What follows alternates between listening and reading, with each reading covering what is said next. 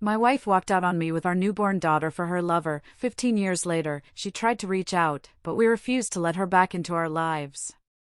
My newborn's cries tore me awake at 3 a.m. I reached for Clara, but her side of the bed was already cold. She was gone. The air felt thick with dread, the only sound Lily's tiny, hungry wails, echoing in the suffocating silence. On Clara's pillow, an envelope lay waiting, my name scrawled in her familiar hand. I just stared at it, Lily screaming for a feeding in my arms, and knew, with bone-deep certainty, that my life had just cleaved into a before and an after. The note wasn't an apology. It was a manifesto about freedom and self-discovery, about how she couldn't breathe in the life we'd built. She wrote that she loved me, but loved herself more, that motherhood felt like drowning, and she needed to go live with Ethan, some musician she'd met at a gallery opening a few months prior. He understood her, apparently, in ways I never could. No phone number, no forwarding address, just a single line, "I hope someday you'll understand." I didn't understand. How could I? I was holding our 6-week-old daughter, hungry and utterly helpless. And the woman who'd promised forever had just walked out in the middle of the night, like our family was some kind of prison sentence she'd finally escaped. My name is David, and 15 years ago, my wife abandoned me and our newborn daughter to go live with her lover. I'm not telling you this for sympathy. I'm telling you because what happened next changed everything I thought I knew about love, family, and what it actually means to be a parent. Before that night, I was just a regular guy. I'd worked my way up to financial manager at a mid-sized firm in Denver by 25, paid my mortgage, drove a used Honda, and truly believed that being steady and reliable was enough to make someone happy. Clara was different. She was an art curator, a vibrant force that filled every room. She'd talk about exhibitions and artists I'd never heard of. When we met, I was the boring accountant nursing a beer, and she was the brilliant creative who somehow found me interesting. We dated for 2 years, got married by the lake, and when she got pregnant with Lily, I thought we'd finally built something permanent. I thought I'd done everything right, stable job, nice apartment, college fund savings. But for Clara, security wasn't comfort, it was suffocation. The pregnancy was hard on her, not just physically. Mentally, she faded. She stopped going to gallery openings, saw fewer friends, spent most days on the couch scrolling, that distant look in her eyes. I chalked it up to hormones, pregnancy exhaustion. So, I picked up the slack, cooked, cleaned, promised her it would get better once Lily arrived.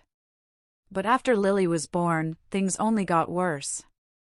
Clara would hold our daughter with this mechanical efficiency, feeding and changing her like a checklist, not bonding. I'd come home to find her staring out the window while Lily cried in her bassinet. "I'm fine, just tired," she'd say in this flat voice that screamed she wasn't fine at all. I started noticing the wine bottles in the recycling bin, piling up faster, a glass poured at lunch, another at dinner. Still, I told myself it was stress, it would pass. Then Ethan showed up at a colleague's birthday party, about 2 months after Lily was born.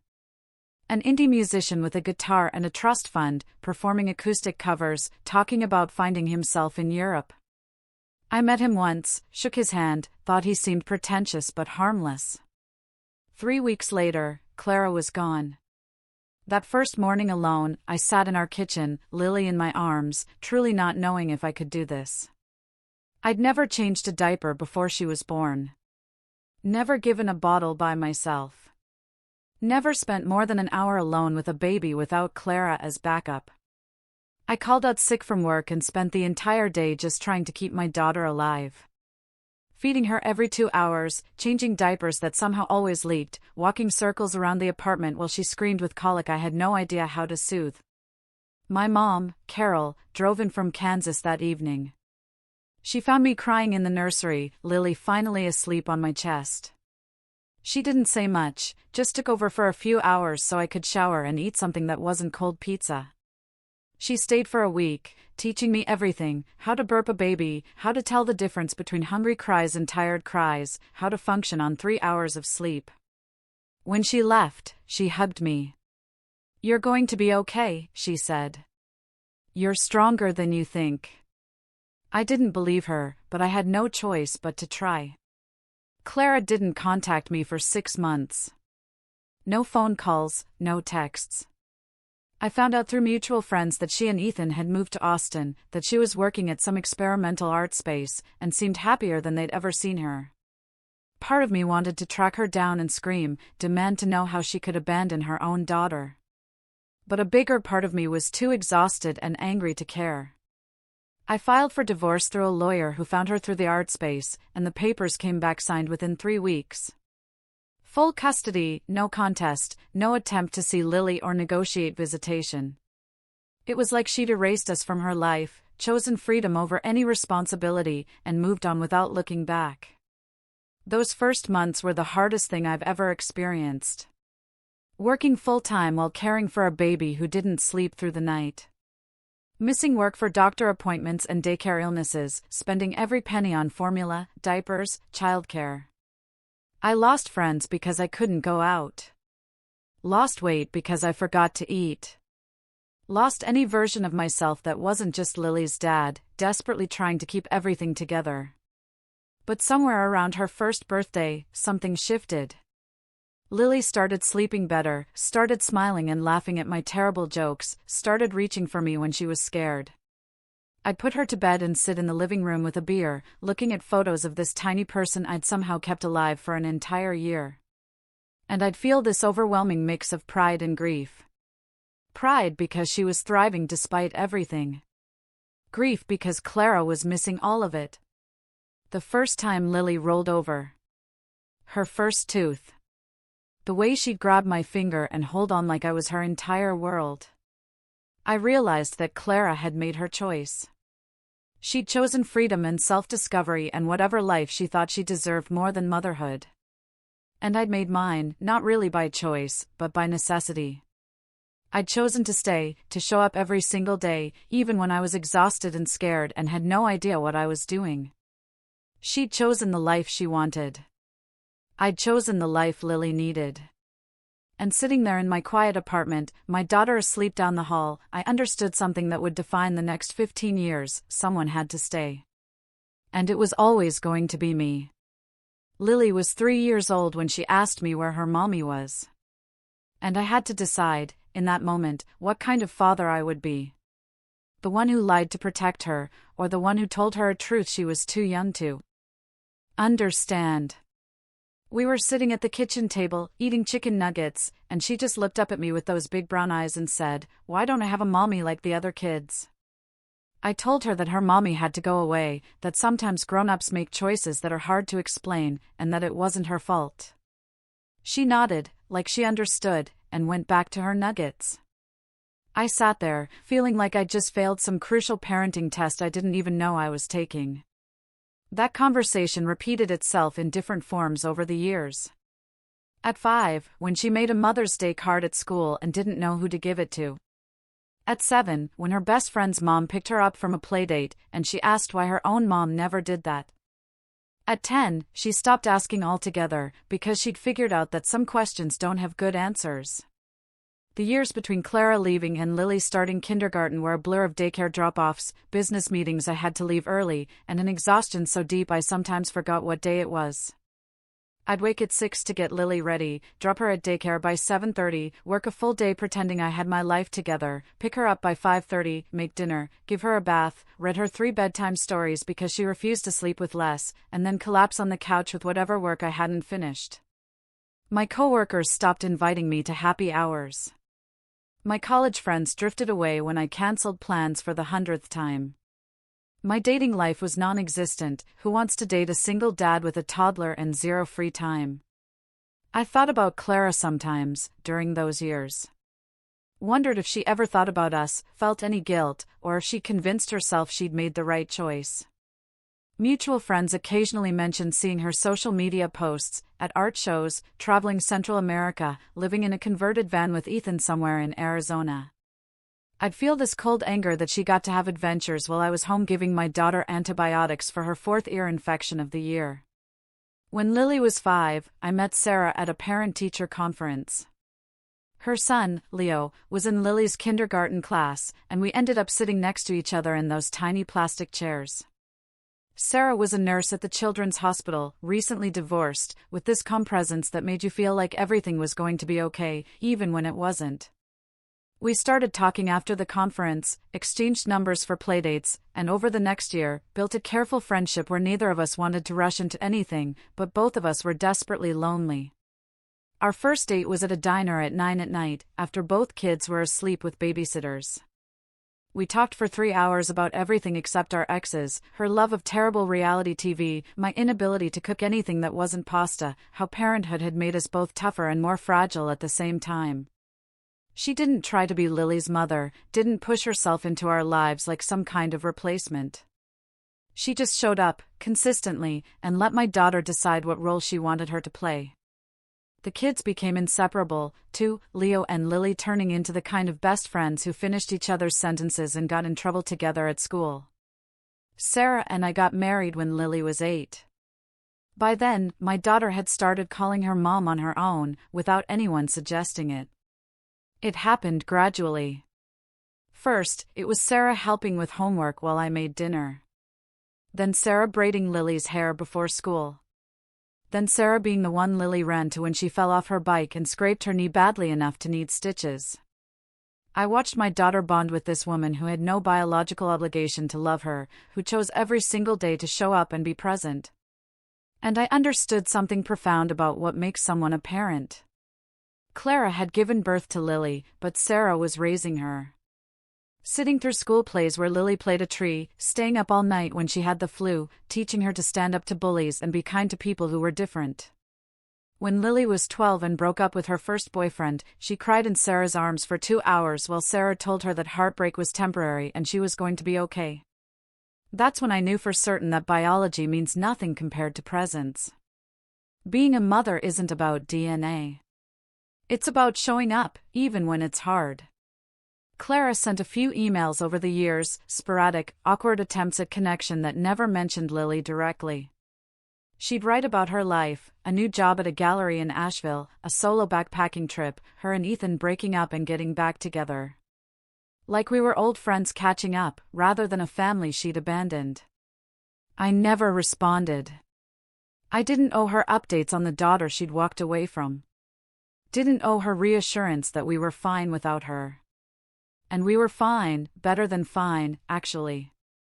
Lily was thriving in school, had friends and hobbies, and this confidence that came from knowing at least one parent would always be there. She played soccer, took art classes, went through a phase where she only wore purple, and grew into this smart, funny kid who looked exactly like Clara, but had none of her selfishness. I'd look at my daughter sometimes and marvel that she'd turned out so well despite everything, that the abandonment that could have broken her had somehow made her stronger. Then one afternoon when Lily was 15, I came home from work and found Clara standing on our front porch. I didn't recognize her at first. She looked older, worn down in a way that had nothing to do with age and everything to do with choices that hadn't worked out. She was wearing jeans and a sweater, no makeup, her hair pulled back. When she saw me get out of my car, she started crying before either of us said a word. I walked up the steps slowly, keys still in my hand, and waited for her to explain why she was here after 15 years of silence. She said she'd gotten sober 6 months ago, that the drinking had gotten bad after she and Ethan split for good. She'd realized in rehab that leaving was the biggest mistake of her life. She said she wanted to meet Lily, try to build some kind of relationship, that she was ready to be a mother now. I stood there, listening to her talk about therapy and regret and making amends. And I felt absolutely nothing. No anger, no satisfaction at seeing her broken, just a cold emptiness where all my feelings about her used to be. Lily came home 20 minutes later, Sarah dropping her off after soccer practice, and she stopped dead when she saw the woman on our porch. I'd shown her exactly 2 photos of Clara over the years, both from before she was born. But somehow, my daughter knew immediately who she was looking at. Maybe it was the way we both went silent, or the way this stranger was crying on our porch, or just some instinct about seeing features that mirrored her own. Clara tried to smile, started to say something, and Lily just looked at her with this expression of complete indifference. Not hurt, not anger, just nothing. Sarah came up behind Lily and put a hand on her shoulder. And I saw Clara's face crumble when she realized what she was seeing. My daughter had a mother. She was standing right there, and it wasn't the woman who'd given birth to her. I walked Clara down to the sidewalk, away from my family, and said the only thing that mattered. You don't get to disappear for 15 years and come back as her mother. She nodded, tears streaming down her face, and I watched her walk away for the second time in my life. This time, I closed the door behind me, put my arm around my daughter, and realized that for the first time since that terrible night 15 years ago, I wasn't protecting myself. I was protecting her from someone who'd already proven they couldn't be trusted to stay. 2 weeks after Clara showed up on our porch, a letter arrived in the mail with a return address from a motel across town. It wasn't long, maybe half a page, and for the first time in 15 years, she wasn't making excuses or talking about her own journey of self-discovery. She was just asking if Lily would be willing to meet her for coffee. No pressure, just once. I sat at the kitchen table, staring at that letter for a long time, knowing that whatever I decided next would define what kind of father I really was. I could throw it away and protect my daughter from potential disappointment, or I could give her the choice that Clara never gave us when she left. That evening after dinner, I handed Lily the letter and told her it was completely her decision. Whatever she chose, I would support her, and she didn't owe Clara anything just because they shared DNA. My daughter read it slowly, folded it back up, and looked at me with this maturity that shouldn't exist in a 15-year-old. She said she needed time to think about it, and I told her to take all the time she needed. 3 days later, Lily came into my home office where I was working on quarterly reports and sat down in the chair across from my desk. She'd been quieter than usual since getting the letter, spending more time in her room, and I'd given her space to process everything without pushing. She told me she'd talked to Sarah about it, that her mom, and she emphasized that word, had helped her understand that curiosity about Clara didn't mean betrayal of our family. Then she asked me what I thought she should do. And I realized this was one of those parenting moments where there was no right answer, just honest ones. I told her that Clara had made choices 15 years ago that hurt us both. That she'd chosen herself over being a mother, but that people sometimes change, and sometimes they don't. I said that if she wanted to meet Clara, to get answers or closure or just to see who this woman was, I wouldn't stop her. But that she should protect her heart, because Clara had already proven once that she was capable of leaving. Lily nodded, thought about it for another minute, and then asked if she could use my phone to send a text. She typed for maybe 30 seconds, showed me the message before sending it, and I felt this surge of pride so strong it almost hurt. The message said, "I already have a mother. Her name is Sarah, and she's been here my entire life when you weren't. I don't need another one." Lily sent it, handed me back my phone, and went to her room like she'd just completed some necessary but unpleasant task. I sat there looking at those words on my screen, understanding that my daughter had just made the most mature decision possible. She'd chosen the people who'd stayed over the person who'd left. Chosen security over curiosity. Chosen to protect the family we'd built rather than risk it for someone who'd abandoned her once. Clara never responded to that message, and we never heard from her again for 6 months. Life went back to normal after that, or whatever version of normal our family had created. Lily finished her sophomore year with straight A's, made varsity soccer, started talking about colleges, even though that was still 2 years away. Sarah got promoted to head nurse in the pediatric ICU, and I finally made senior financial manager after years of being passed over because I had to leave early for parent-teacher conferences and soccer games. We took a vacation to Florida that summer, our first real family trip, and spent a week at the beach doing absolutely nothing but eating too much and laughing at Sarah's terrible attempts at surfing. There were moments during that trip when I'd look at my daughter and my wife and feel this overwhelming gratitude that we'd survived. That the abandonment that could have destroyed us had somehow made us stronger and more connected. Clara had left a hole in our lives 15 years ago, but we'd filled it with something better. We'd filled it with presence and consistency and the kind of love that shows up even when it's inconvenient. 6 months after Lily sent that message, the three of us went to a coffee shop downtown on a Sunday afternoon. It was one of those hipster places with exposed brick and overpriced lattes. We were sitting at a table near the window, talking about Lily's upcoming driver's test, when I saw her. Clara was working behind the counter, wearing an apron with the shop's logo, her hair pulled back, taking orders and making drinks with focused efficiency. She looked up, saw us sitting there, and our eyes met for maybe 3 seconds before she looked away. I didn't say anything to Lily or Sarah. I just watched Clara work while my family laughed about something I'd missed. She didn't come over, didn't try to talk to us, just kept working like we were any other customers she didn't know. After about 10 minutes, she disappeared into the back room and didn't come out again before we left. I thought about that moment a lot over the next few weeks. Tried to understand what it meant that Clara had seen her daughter and chosen to walk away. Part of me wanted to believe it was cowardice, that she couldn't face what she'd lost. But a bigger part of me understood it was something else. It was acceptance. She'd finally realized that she'd made her choice 15 years ago, that the consequences of that choice were permanent, and that the most loving thing she could do now was stay away. She'd left once to save herself, to chase some idea of freedom and self-discovery that mattered more to her than being a mother. And now she was leaving again. But this time, it wasn't about her. It was about us, about giving Lily the space to be happy without the confusion of a biological mother who'd never actually been a parent. In some strange way, that second disappearance mattered more than anything she could have said or done if she'd walked over to our table. Lily graduated high school 3 years later, got accepted to her first-choice college with a partial soccer scholarship, and gave a speech at her graduation party about the importance of showing up. She thanked Sarah for being the mother she needed. Thanked me for never giving up, even when things were hard. She didn't mention Clara once. Not out of bitterness, but because Clara simply wasn't part of her story anymore. The night before she left for college, Lily came into my room and asked if I ever regretted staying. If I ever wished I'd been the one who got to leave and start over. I told her the truth, those first years were the hardest thing I'd ever experienced. That there were nights I cried from exhaustion and fear. But that I'd never once regretted choosing her over my own comfort. Being a parent isn't about biology or shared genetics. It's about the daily decision to stay when leaving would be easier. To show up when you're exhausted, to put someone else's needs above your own, even when no one's watching.